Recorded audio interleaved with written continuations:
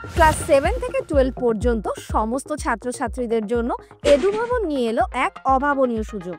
এবার থেকে online mobile অ্যাপে পড়ার সুযোগ পাবে সাধারণ মধ্যবিত্ত স্টুডেন্টরাও।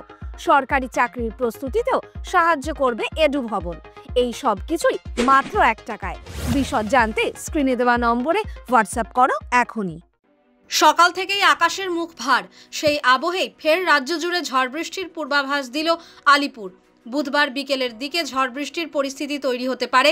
বজ্রবিদ্যুৎ সহ বৃষ্টিতে ভিজতে পারে উত্তর ও দক্ষিণবঙ্গের বেশ কয়েকটি জেলা।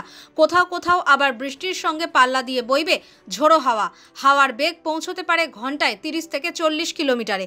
চলতি সপ্তাহে প্রায় রোজই হালকা থেকে মাঝারি বৃষ্টির পূর্বাভাস রয়েছে উত্তর ও দক্ষিণবঙ্গে। হালকা ঝড় বৃষ্টিতে ভিজতে পারে কলকাতাও।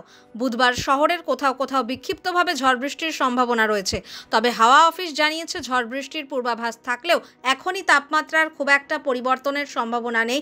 বুধবার কলকাতার সর্বনিম্ন তাপমাত্রা ছিল 27.2 ডিগ্রি সেলসিয়াস, যা স্বাভাবিকের চেয়ে 1.1 ডিগ্রি বেশি।